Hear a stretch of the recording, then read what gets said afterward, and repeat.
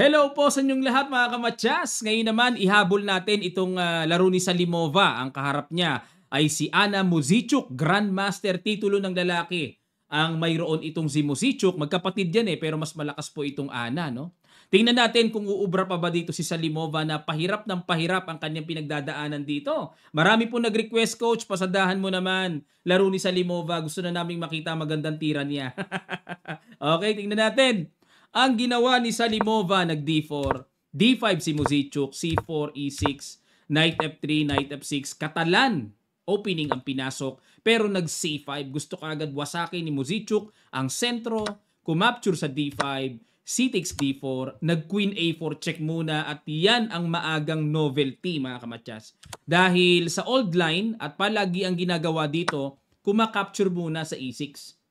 Ayan, pero dito, nag-Queen A4 check, Bishop D7, saka kumapture sa D4 at nag-Knight takes D5, Bishop G2, Knight C6, Queen D1, Bishop E7, nag-Castle, at nag-A3. Ayan, para maka-B4 mamaya.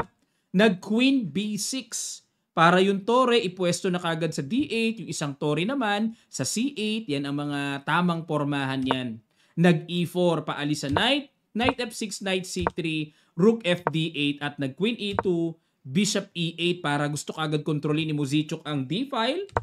Bishop E3 para mapaalis ang reyna, naghamon ng queen to queen. Tinanggap naman ni Muzychuk.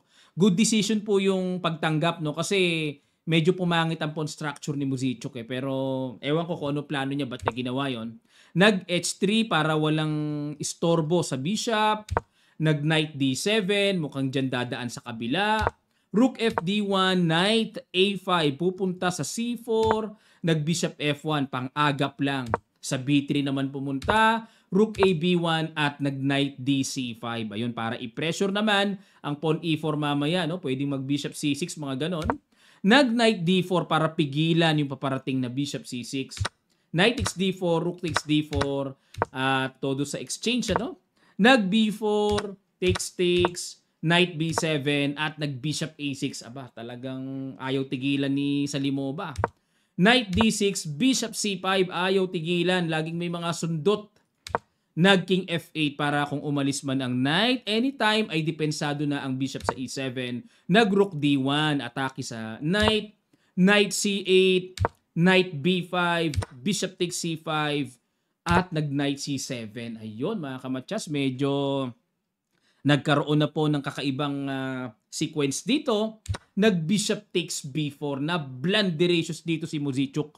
Dapat po ang tira ay Bishop A4. Sundot pala ng counter attack. Tapos ang gagawin, ayon sa continuation, Rook D3 at saka palang mag-Rook B8. Pag kinapture ang Bishop, Knight E7. Okay, equal pero ang hirap makita ng ganyang diskarte mga kamatyas. Ang hirap makita niyan. Computer lang ang nakakita. Balik tayo sa Bishop takes B4, Knight takes A8 at nag-Knight B6, Rook B1, Bishop A5, Knight C7. So maliwanag po na quality down dito si Muzychuk at winning na si Salimova. Bishop C6, inatake ang E4, nag-F3, yun lang. Pero kung ako po ang mag-e-evaluate ito, okay naman kasi depensa naman di ba? Pero dapat daw ang tira ay Rook A1. Paalisin ng Bishop, magbi-Bishop B4 tapos saka pa lang mag-F3. Ayun, para yung tore siguro, anytime pag alis ng Bishop, may atake sa A7, yan ang gusto ng computer. Pero nag-F3, Knight D7, good move. Ayun, may tempo attack sa Knight. Bishop B5, ang ganda rin naman ang ginawa ni Salimova. Mga counter-counter, ano? Capture, Knight E5, double. Nag-King G2, sakto pa rin. Knight takes, may Rook C1. Ang galing ng mga birada ni Salimova, no? The best. Bishop takes G3, ang ganda. Kasi total, mapipingas din naman. Kumapture na, bumungi na ng pawn sa king side. Nag-King takes G3, Knight D4 at chumek, check. Ayan. So, dito po, 4 versus 3, tapos quality down, pero evaluation bar equal. Talagang mahirap ipanalo ng puti ito. Kasi same side lang yung pawns Kung meron sanang nahiwalay na pawn, yun ang mabigat sa black. Pero pag same side ang pawns. Mahirap maipanalo ito. Nag G5, ayun, para makontrol yung important. F4 square, pwede mag knight E2. Ang ganda ng G5 ni Muzicuk. Nag rook A2, knight C6, H4, H6, good move. F4, talagang pinupunit dito ni Salimova. Knight E5, rook A5, knight D3 check, king G4, king G6, rook B5, H5 check, king F3, F6, king E3, nag knight E5. Rook C5 para walang lundag na mga check. Sa G4 naman Chumek at nag king D4, knight E5, napabalik dito si Muzicuk. Blunderatious mga kamatyas. Pagkataas-taas ng evaluation bar na binigay dito kay Salimova. Kasi dapat ang tira daw knight H2. Ayan, para may mga kulit-kulit check, tapos bababa knight G4 check. Halos equal lang din yan. Pero mga kamatyas, bumalik po sa E5. Blunderatious ang ginawa ni Salimova. Nag-rook C3. Napakalaki ng sayang na ginawa niya. Dito po mga kamatyas, ano kaya sa palagay nyo ang na-miss ni Salimova na kung nagawa niya yon, talagang sunod-sunod ang combo, mananalo siya. Sa ilang sandali lang, tutuloy kaagad natin. Start.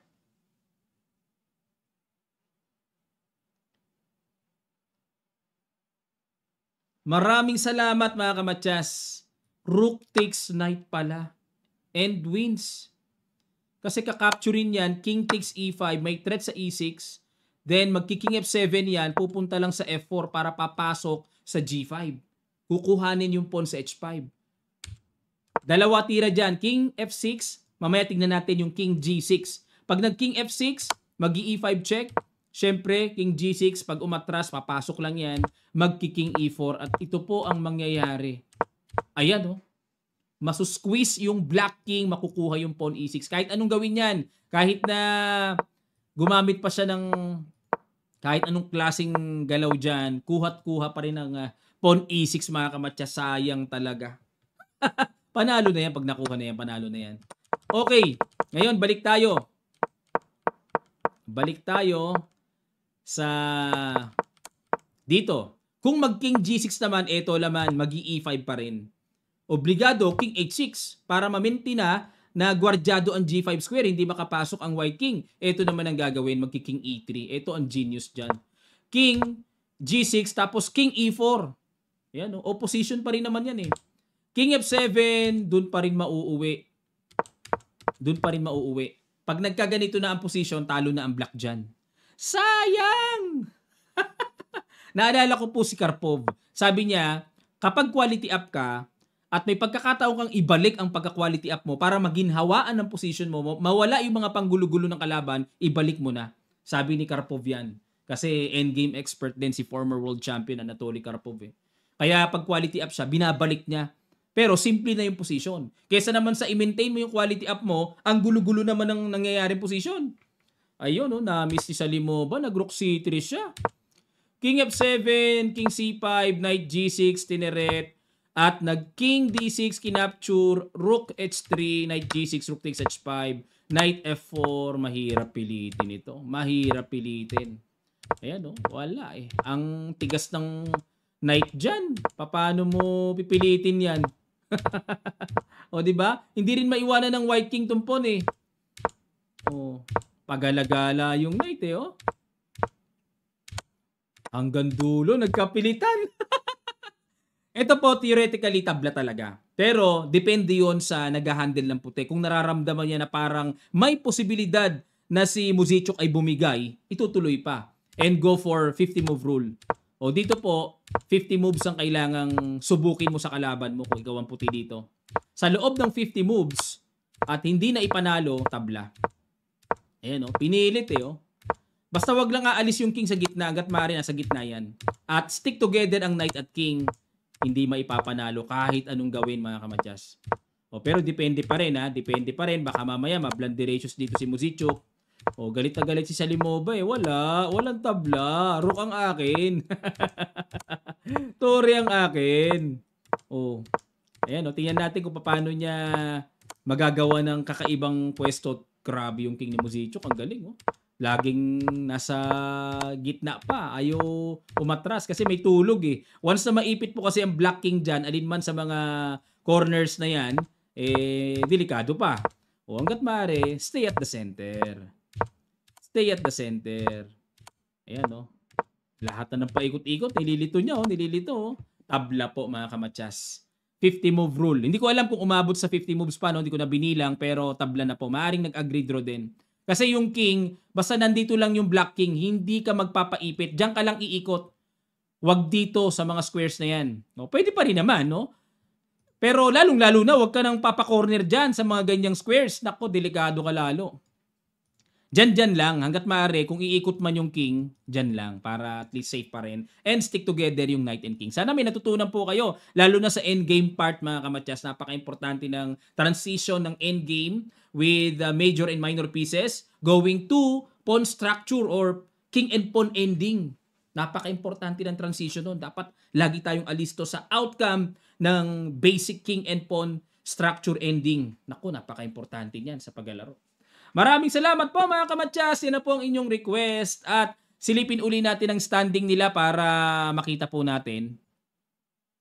Nangunguna si Alexandra Goryachkina ng Russia, Lei Tingji ng China at Tan Zhongyi sa second and third, at Katerina Lano, Nurgyul Salimova, Kunero Hampi, Anna Muzichuk, Vaishali. Yan po ang pagkakasunod-sunod. Nako, si Vaishali medyo hindi yata maganda timpla ng kapatid ni Prague dito sa candidates. Mukhang marami pa siyang kailangan gawing ensayo para makasabay siya sa ganitong level ng women's division for candidates and going to World Chess Championship para harapin naman si Zhou Wenjun ng China.